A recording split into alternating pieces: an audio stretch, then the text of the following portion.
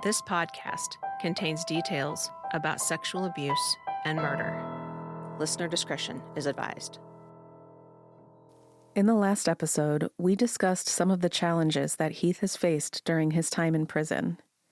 In this episode, we'll talk about the work he's done to heal from some of his trauma and the people who have helped him along the way.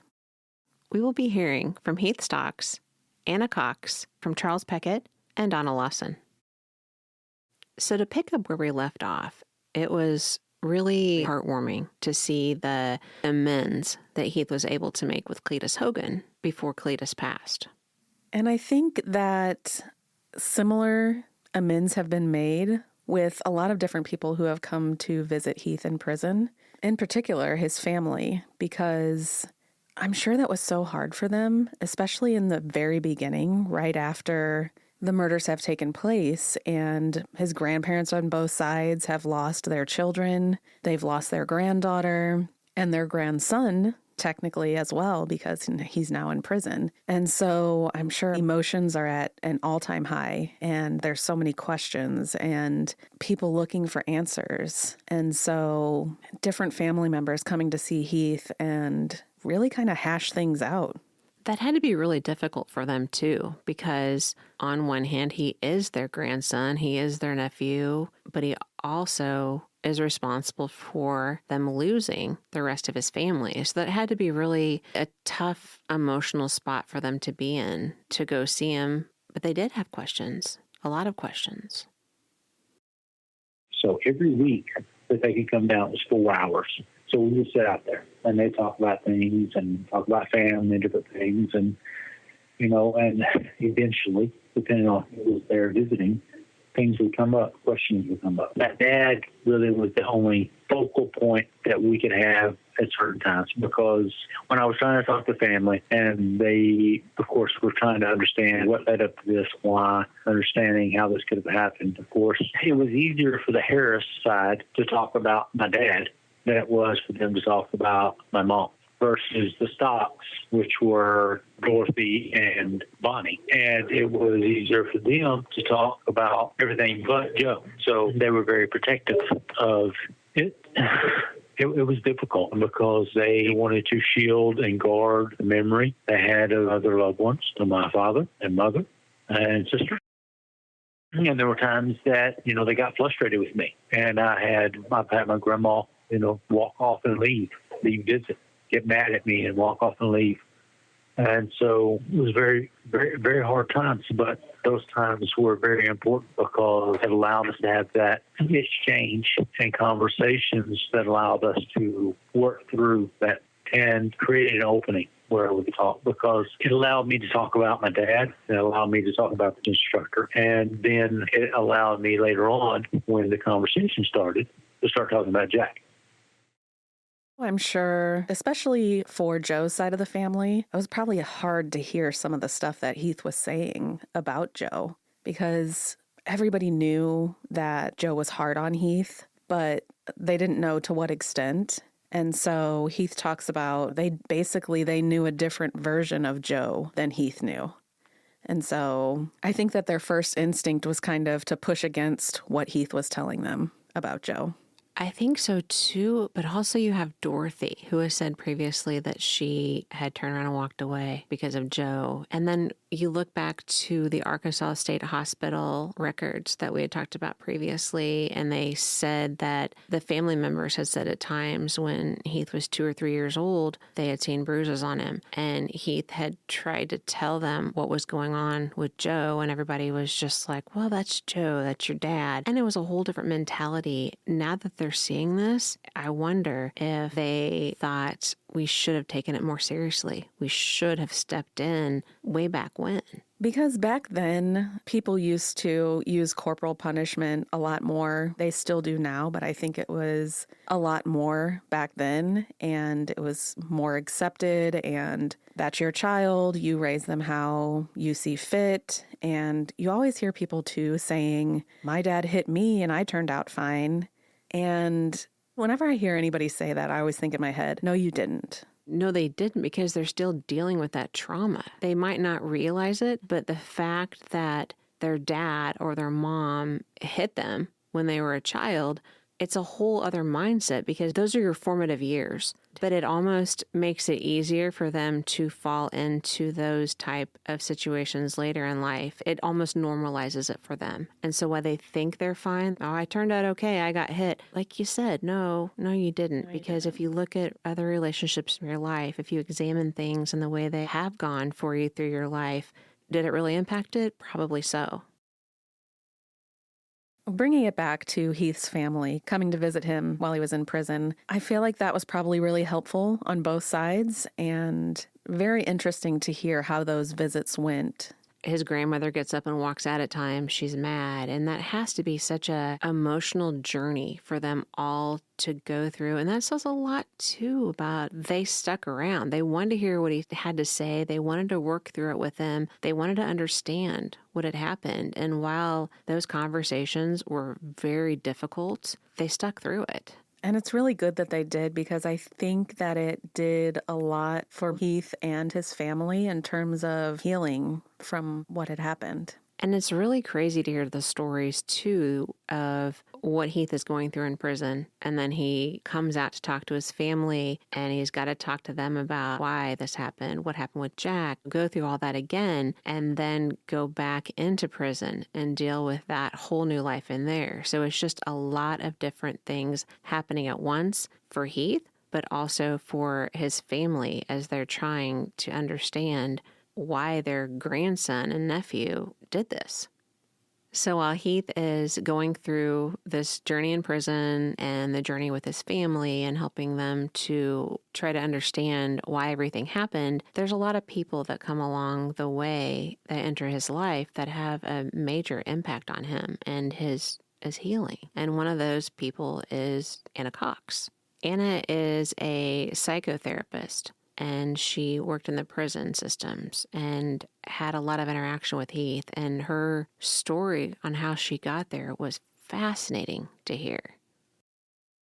My name is Anna Cox, and I, long ago in the early 1970s, my training was in clinical social work, and I went into private practice as a psychotherapist in, about 1974. So for many years, my practice worked a lot with people who were dying, and then I got a letter from a man on death row in the prisons. And actually, I'd worked a little with people in prison. And he was facing an upcoming death sentence and asked if, because he'd seen that I was doing a workshop on death and dying in the newspaper, and he asked if I would help him prepare for his death by execution. And so I began corresponding and visiting and helping him get ready to die, and that took longer than we expected. But by the time he was executed, I had come to know all of the different people on death row through our visiting in the visitation room. And so after he was executed, then I kept visiting the other death row inmates, and then that spread out to cell visits throughout the maximum security prison. And after that, she realized that there were so many different prisoners that needed that. So she started working with other prisoners, not just on death row, but prisoners overall. That's such an interesting field to get into because I would imagine there's a lot of challenges. I'm sure these prisoners have walls up that she has to try to break down to even begin to be able to help them.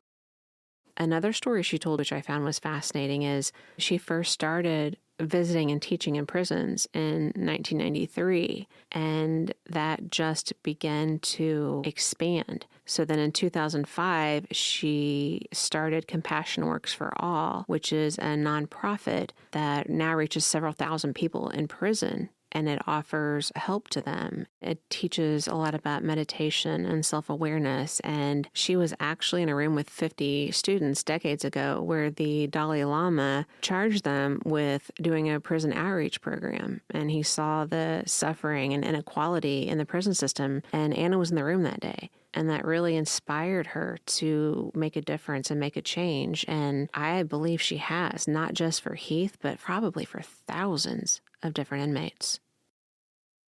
I began doing volunteer work, doing therapy with people at their cells and doing group therapy and meditation training, and then traveled around to the different prisons. And he came to some of those groups in the early 2000s before he then asked if he could have some time to talk to me individually. Wow, that is fascinating how you started doing that and got involved. I'm sure that was pretty intense for you. Well, I put in long days. I'd get down there early in the morning and I'd start in one unit and I'd go to cell, working with folks as much as I could. And oftentimes it was 9:30 at night before I walked out the door. But folks were really, really eager to heal. And Heath, too, absolutely was among those who very seriously, clearly wanted to heal his heart and soul and poor broken brain. What was your first impression of him when you met him? He was quiet and very intelligent and very sensitive, and he had already done a lot of soul searching and had begun on his own to unearth a lot of the buried pain and trauma and horror, but it was a lot, and he just was looking for a path. And it's courageous in a prison to ask for help, even though he had befriended some of the people that come to a group like that are usually those who are brighter and already more clearly looking for a way beyond their pain and suffering, and are already looking for a way to connect to others. And so they're the more unusual ones in a prison setting, but they are the ones who help to heal and change a prison population to benefit the others. Heath, I think, was one of those folks that contributed to the stability of other folks already, even early in his prison stay. Even though, he was carrying demons around inside of him, he knew he wanted to heal. Did he strike you as different than other prisoners? He was different in that there was something still that could be saved within him. A light was still within him. Somebody had given him something along the way that allowed him to know there was something savable within him, even though his heart and soul had been so terribly damaged. He still had a place of hope. When we would talk, he opened up. He was sincere. He clearly shared in a way that I felt the authenticity and truthfulness and the pulling up from within things that were very hard to say. And he would pull them up and out in deep, long pauses. And then I would kind of go over with him some things that he could do for homework, whether it would be journaling or just meditating and really thinking about the things that had happened to him and being loving and compassionate towards himself as he revisited some of the horrors and suffering that he had gone through. And he truly did that homework. And when we would talk the next time, he would talk about what he had experienced. And sometimes he would bring some notes of things that he had written, and he would make progress. I was just going to ask you, based on your experience and people that you've worked with, what would that be like for a child's mind then to have those seeds planted and for it to be manifesting, and it sounds like kind of turmoil in his head? What would that be like then to be handed over to Jack, who tried to be everything his father wouldn't be? Well, there's a very important thing there that at one level, Jack was manipulatively trying to be what his father wasn't, because he was grooming him to take him over and brainwash him and make him his sexual object for his own sexual addiction. And he already had some hints from the other boys, and probably frighteningly so, because kids know these things, that other kids were being abused, and that was the price that he was going to have to pay if he stayed in this very abusive, horrific relationship. But he was willing to pay the price because he was so desperate to get the sense of affirmation and feeling of acceptance that he obviously had lost in his family. Now, Jack Walls was a very, very sick individual and almost like a tyrant of a cult leader over all of these children, and wanting to create such a murderous power structure that he was killing their souls by not just sexually abusing them, but teaching them to kill other people. And that's a very serious form of being a psychopath, to have other people do your killing for you as well as doing your killing yourself. And he was brainwashing these children, and he knew he was paying a price, and he did. And for children that experience sexual abuse, it's almost like every cell in their body is contaminated. Nothing is trustworthy anymore within themselves. They've given everything away to their abuser and have been taken over. And they live in domination and fear and loss of self. It's a terrible, terrible crime to do to children.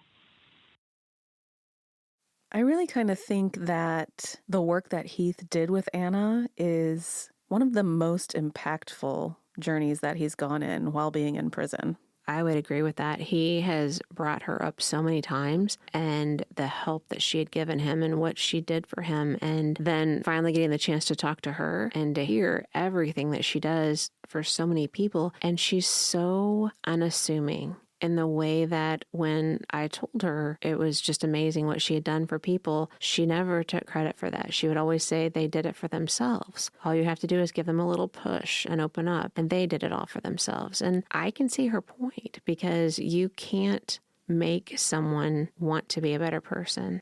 They have to want to do that on their own. And that's what happened here. These classes that she was having, or these sessions that she was having in the prison, were not mandatory for Heath to participate in or attend. And they were something that he sought out on his own and followed up on and made sure that he was doing the work. he was good to other people. If somebody can be a good steward to the prisoners around them, that's a whole lot harder than being a good steward to your next door neighbor whose dog is barking or whose fence is falling down. It's a lot harder to be a good friend to somebody in a max unit in a prison than it is to most neighbors in a small community or even in a big city. You can find the toughest city around. These folks that are working hard on themselves in a prison, they get A+ for taking on the toughest friends you can find and helping them grow, helping support them, helping guide them, being their teachers. And Heath is one of those that's a helper. Something that Anna talked about in her interview, too, was that when you're growing up, it takes quite a while for a young mind to form and for you to have that adult mind where you're able to make rational decisions and think on your own and not be influenced by things. And Arkansas recently passed the under 18 bill stating that nobody under the age of 18 could be sentenced with life without or the death penalty. And so I know that they're working to get that passed for now age 21. And so that bill should be coming back up. But it's interesting, her take on it too, because the mind of somebody that's not 21 yet isn't probably making the best decisions in their life, especially if there was so much going on before that impacted your mind. Recent studies have actually shown that the rational part of the brain isn't developed until the age of 25 even. So I would imagine maybe somewhere down the line, once the under 21 bill has passed, maybe under 25 would be next after that. Do you think, based on your experience, a child's mind fully developed at age 21, or is it later, or how? What are your thoughts on that? I think for many people it's never. But certainly it's rarely at 21, and it's hardly ever at 18. But for many people, in a sense, every single one of us has been, in a way, brainwashed to some degree. But some of us are lucky enough to have loving, kind parents that brainwash us to see a loving, kind world with people we can trust. And we grow within us a balanced perspective of the world where we can trust and love others. And we learn about consequences. A equals B equals C all the way to Z. And we learn how to do all of that. And our brain cooperates and our hearts cooperate. And we don't pull in vast conspiracy theories. And we don't, we trust in the mechanisms of how things work. But a lot of people, depending on the obstacles and stresses and dramas they face, their brains and hearts and minds can't do that. And people have told them things don't work that way. And if they need to rely on that person who is telling them that story, they are going to believe that story, no matter what the world says. And that is their salvation. That is their life-saving story. Even though that person that told them that story is their mother, and mother dies when they're 6, they are going to hang on to that story for dear life unless somebody else comes along and patiently and lovingly and compassionately takes them by the hand and says, let's look at what you love. Let's learn to love yourself and who you really are. And only then can they start finding a healthier story. And it's so sad that all children don't have that. That's true. That would be the gift we'd want to give each and every baby, is to have somebody who listens to them and says, who are you really? Let's go with that. If this is something you feel strongly about and would like to see it in your state, reach out to your state senators because they are the ones that would be able to get these bills going. If you're in the state of Arkansas, I do know that that one is coming up. So write your state senators if it's something you feel strongly about. So when I got shipped over here in '05, they didn't have a chapel at that time. And I heard people talking about the church programs that they had. So you could sign up for these programs. And each one of those programs were really affiliated with different either church groups or sponsors. And I think that Miss Anna Cox was either Life Principles 1 or Life Principles 3. But she had a meditation class. And of course, the meditation class was non-denominational. It's actually based on Buddhist beliefs. And for some people, that was a barrier that they couldn't really overcome. And then other people, it was, well, what can I learn? Because before I came to prison, I had never been introduced to any Buddhist beliefs or meditation. That's something my dad would have probably dismissed as foreigner type stuff. But to sign up for the class and get in there, and you see a wide variety of people, Christians, Islamics, Hinduists, Buddhists. There were even some other, what I mean by other, witches or people that believed in, worshiping nature. So you have a collective group of people. And Miss Cox was welcoming to everybody. You learn to be more self-aware, to be more mindful of yourself and your thoughts, your feelings, and your body. And for me, that was very important because even from a young age, the most foundational boundaries that I had, which was my person, had been violated. So learning to be more self-aware about my body, where I carried tension, where I felt pain, discomfort, what it was like to breathe and be in a moment, to learn to focus on your breath, to relax, to allow thoughts to pass through the mind, to not hang on to them, to be aware of your feelings, and just be more aware of who you are and where you're at any given time. And, we'd shut our eyes, or she'd tell you to focus off on a point, and she would do this guided meditation. Or she might bring up something and ask how we felt about that, encouraging you to relax, be more mindful, and also to open up and share with the group. Well, she had structure within the group. So if one person was speaking, that person was supposed to be honored by everybody and listened to. And then when it was your turn to speak, everybody offered you the same respect. And so for me, it was some of the first encouragement to speak and probably the first therapy of sorts that I had that was real. And she was this very kind-spoken, very loving woman who had very wise eyes, who listened more than she spoke. And when she did spoke, there was something very specific about what she was saying. And when you came into class, she smiled at you and she looked at you like you were her family or a friend.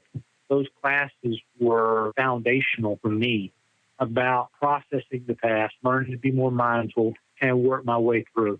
Because I don't think a lot of people know what they feel and why they feel that way. A lot of times we're conditioned by things, and then we're triggered, and then we react to those triggers, and we never even know why. So to be more mindful and to be self-aware and to figure out what your emotions are and why you feel those emotions, empowering and enabling you in any given moment to stop and say, well, what's going on here? Am I seeing things as they are or as I am? I need to take a deep breath and just focus on my breath and allow this to kind of sort out so that I see things accurately. And, to have that tool to be able to use was very important and encouraged me on my path getting books about trauma and abuse and psychology and learning about meditation and how to heal and become better. One of my favorite things about Miss Anna Cox was the fact that she could find something good in everybody in the room, and she would praise and compliment that person about those things. She would see people where they were at and give them things that allowed them to grow where they could be. She wanted to be a doctor for the soul and for the mind, and that was very priceless. Listening to Heath talk about meeting Anna and the work that they did together, I found myself just nodding along because so many of the things that he was saying that he worked on with Anna are things that I worked on myself with my own therapist.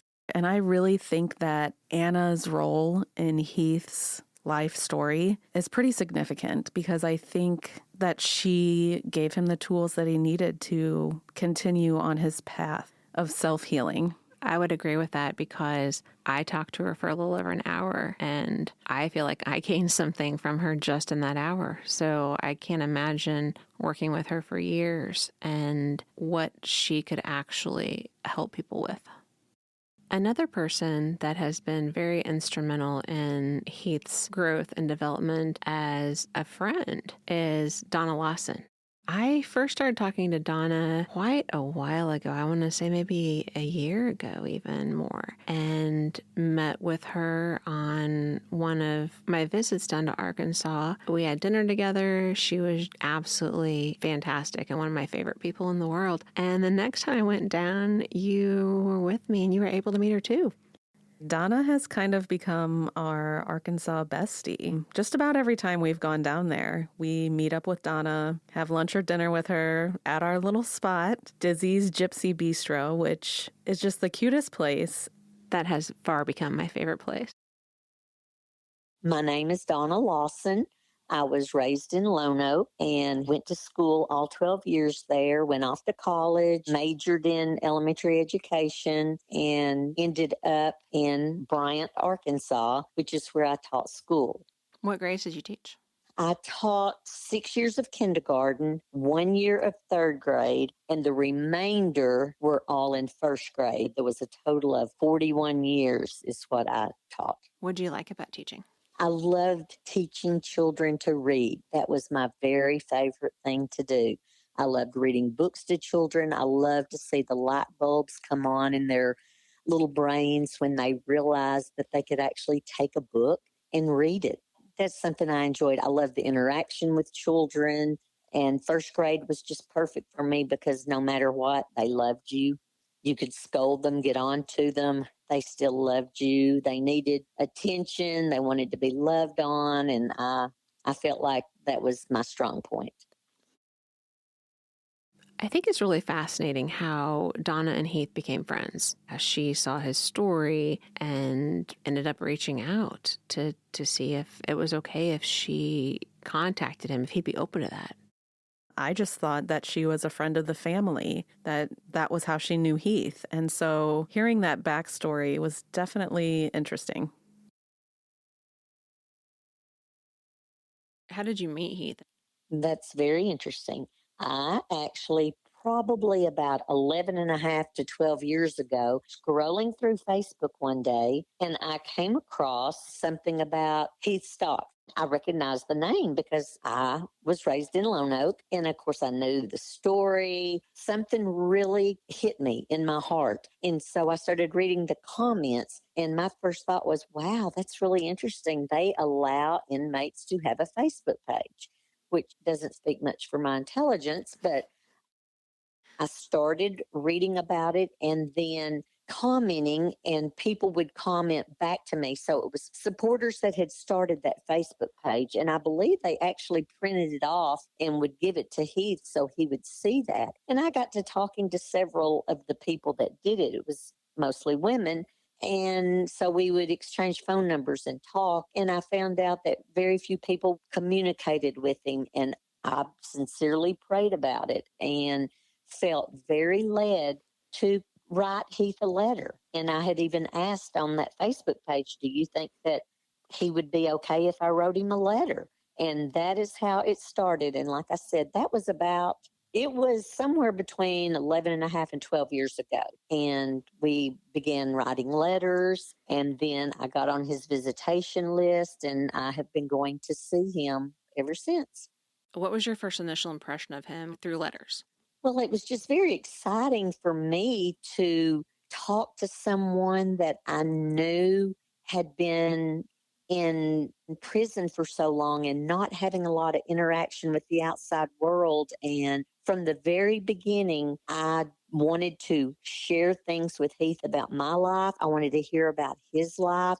We have an agreement, and we've had it for many years now. He can tell me anything and I will not be shocked. Nothing is going to shock me Now, deep down it might, but he will never know that because I've psyched myself up to where I can talk to him, listen. He can tell me things that would bother most people, and I just let it kind of go in one ear and out the other. I can remember years ago, I like to travel, and I was kind of shy about sharing that with him because I thought that it would hurt his feelings that I like to travel and I like to go places. And of course, he can't. He is stuck in concrete walls. And then he told me early on that he loves the fact that I will share with him. And now, because we can email and I can email him pictures, when I go on a vacation, take a trip somewhere, I always send him pictures from there.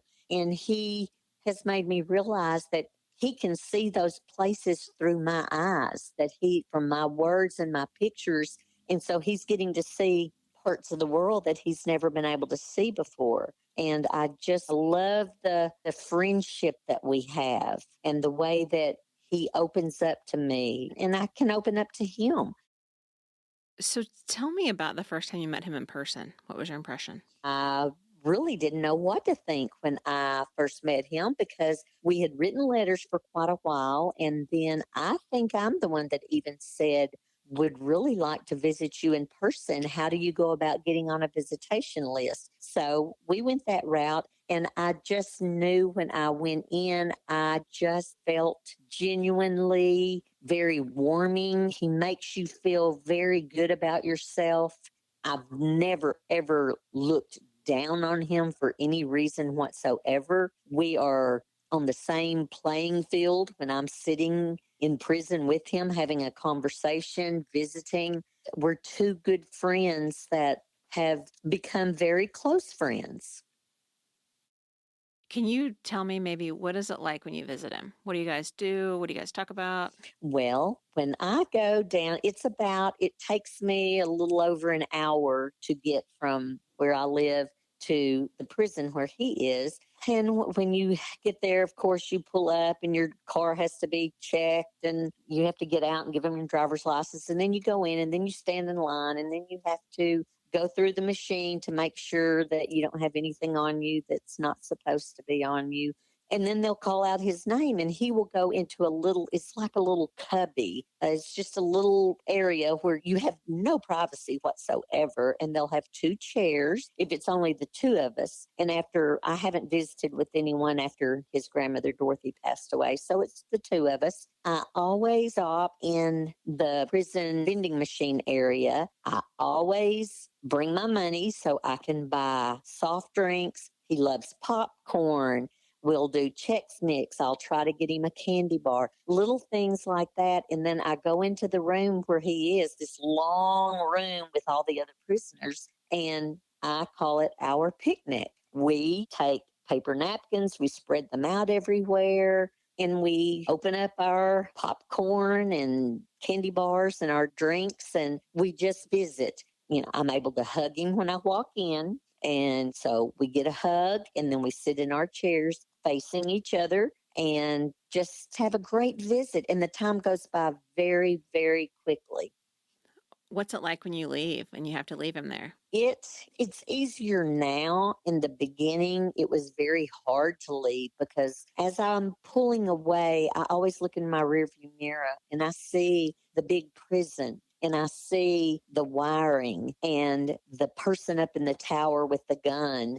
And it makes my heart sink some. But I've been doing it so long now that I just look forward to the next visit.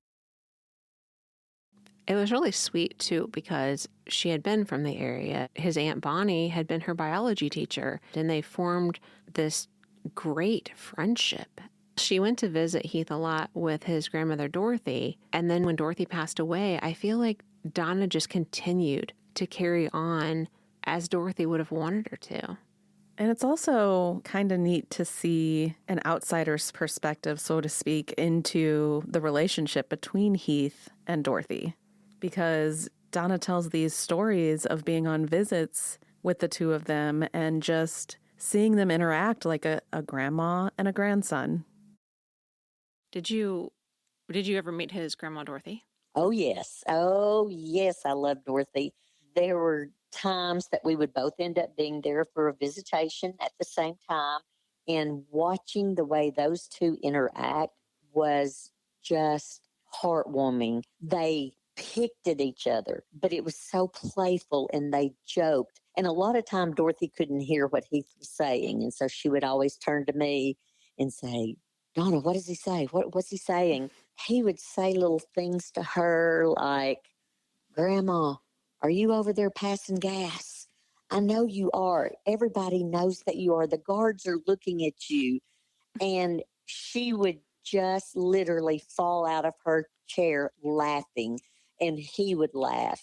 And it was just those little instances like that when they would say stuff that, no one's face was turning red over it. They giggled and laughed, and, she'd pop him on the arm. And I loved watching those two. They had a good time, and she would always tell me, I want him out of here. He's got to get out of here. And I will tell you, the woman has told me so many times she would do anything to get him out. Anything. She had a lot of regrets of how in the beginning with not having a trial, letting him go ahead and plead guilty, that bothered her in her later years. But she didn't know. She would talk to me about it. She wanted him out of prison. She felt like he had served his time. He had been there long enough, and she wanted him out. She personally told me that. Do you think in her heart that she thought that he might still someday? I think that was a possibility that she thought could happen. I know that she loved him so much. And of course, she lost a son, a daughter in law, a granddaughter, but she also didn't know anything about Jack Walls at that time when it happened. She did later on, and that completely changed everything for her, the way she thought. And she felt like he had served his time, and she was hoping that she would still be alive when possibly he could get out. What'd she think of Jack? Did you guys ever talk about that, about what had happened? We didn't talk about what happened. I knew how she felt about Jack Walls. She had shared that with me. And Dorothy could occasionally use a few four-letter words, and those always came out when she referred to Jack. Yes. She had no use for what he had done to Heath and to all those boys at Lone Oak. She just couldn't even stand to think about him. I think it's really fascinating, too, how Heath actually helped Donna with identifying students that might be going through similar trauma that he did. He has helped me out tremendously being a friend, and especially teaching young children and helping me recognize some signs of abuse that I have had with children. And he brought that to my attention. Can you give me an example of that? Sure. I have had a couple of children, two that come to mind, that I was sharing with him about some behaviors that were going on. And he would ask me some questions, and I would answer him, and he would tell me other things to look for. And he said, I really think you need to look into the fact that possibly they could be abused. And some of the things I kind of knew, but he reiterated those to me and made me more aware if I had students that started having accidents at school, if they were wetting their pants, or if they were messing on themselves. And in first grade, it's very seldom that happens, especially if it happened more than once. That was a clue. Also, he had me looking at eye contact. Was there a problem with them wanting to look at me? Or did they ever flinch when I would go to put my arm around them? Because I was a very touchy teacher with having little ones. And he told me to really pay attention to that. Did they seem to flinch like my touch was scaring them? Things like that, that just made me more aware. And a lot of it were things that we had talked about when I was in college. But to hear someone that knew firsthand, it really made me sit up and take note and pay attention. And on two different occasions, after a lot of research and finding out that he was right, and without him giving me some things to look for, some kind of questions to ask them, and just everything from looking at their facial reactions when I would say things to them, it came out that they had been abused. One of the things I loved about Donna was she didn't hesitate to share about life, what her life was like, what was going on in her life. And, a lot of people, they just assume that someone that's locked up for decades doesn't want to hear those things, or that those things aren't important, whereas the opposite is really true, because it's the details of life. Those are the things that are happening to them and are important to them. And allowing me to be custodian of that information allows me to feed back to her, and sometimes just talk about it helps work things out. So I tried to be the kind of friend and supporter to her and a source of love as she was to me. And that's why we became such good friends. Hearing that story of Heath pointing out signs on a particular child to Donna, that was probably one of the most impactful things that I've heard so far in this story. I think it's really inspiring that Heath is able to take his experiences and use them to protect children, even from prison. I think it always goes back to what I know I've said to you before. You could go either way when you go in prison. It takes a lot to be a good person. Like Anna mentioned in her interview, to love your neighbor, to see past people, to try to be that better person. It's like she's one of those people that, the only friend she doesn't have is somebody that she's never met, type thing. She talks to anybody, and I think that comes from being a school teacher, especially first grade, and making people feel comfortable and talk and open up, connect to people emotionally. So a very beautiful person inside and out, and someone that was willing to accept me where I was, as I was, and who complimented me about the self-worth that I had done, who I was, the person that I cared about other people, and that she could talk to me about her problems. It was a very special friendship, and, I appreciated it more than I can probably express. She was family, and that was very important to me, because as my grandparents got older and started passing away, there were huge voids that left, because my grandparents had been there as support and love and coming to see me once a month for the last 20 years back then. So it was very vital. She had very strong morals and character and integrity, and she's a God-loving Christian. She goes to church all the time, and you hear it in her voice, in the way that she interacts with people and she cares about people. And so we would sit down, and she'd ask me about what's going on with me, and I'd talk about it. She'd ask questions, and then I'd say, well, what's been going on with you? So we talked about her daughters. We talked about their husbands, their kids, all the things that, as a grandmother, she was proud of, or a mother. It gave me a chance to love them from afar as well, to celebrate their accomplishments and the things that mattered to them. So, in addition to the life principles classes that Heath took and the meditation and the self-help type things he did on his own, he did some classes within prison as well. And some of those that he completed and got program achievements for are things such as principles of applied living, thinking errors, anger management, stress management, communication skills, domestic violence. He got his paralegal certificate while he was in there. He now works in the boiler room, and he has his boiler room certification. So he knows how the entire boiler room system works in the prison, and they call him to come out if there's any issues. And he's just really taken the extra steps to try to make himself a better person with the limited opportunities that he's been given. And they are very limited opportunities, because when somebody has life without as their prison sentence, there's not a lot available to them, because it's looked at more as a wasted resource. This person's not going to get out. They're not going to be rehabilitated. So why should we use resources when they're just going to spend the rest of their life in prison? Outside of the different programs and classes that Heath has participated in, he's also read several self-help books and searching out different things that can give him more insight and healing.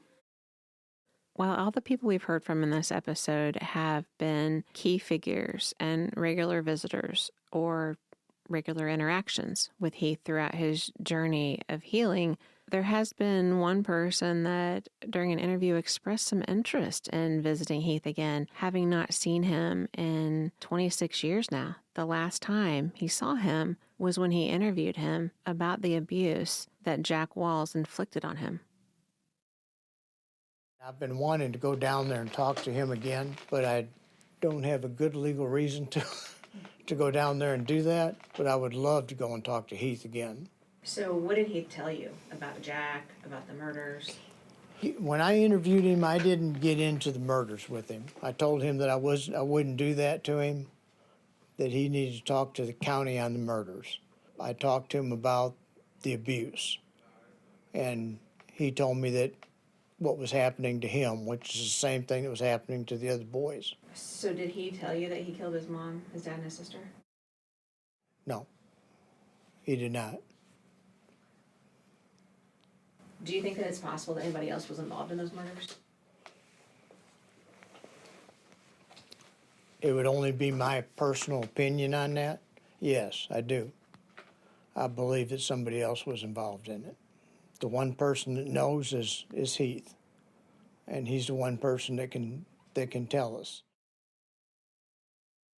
In the next episode, we will hear the untold story of Heath Stocks as he walks us through the events of January 17th, 1997. Life Without, the untold story of Heath Stocks, is brought to you by Watts Productions and Block Party. Produced by Dylan Edward Allen, Colby Watts, and Katie Anthony. Archival materials provided by the Stocks family, the Harris family, Samantha Jones, and the Freedom of Information Act. Music by Collin Thomas. All information in this podcast is based on interviews from people close to the case, never before seen insider documents, legal documents, FOIA documents, victim impact statements, and sworn affidavits. All parties mentioned in this podcast are innocent until proven guilty. For more information on this podcast and Heath Stocks, visit heathstockspodcast.com. For more information about the groundbreaking Scouts film, which features Heath Stocks, visit scoutsdocumentary.com.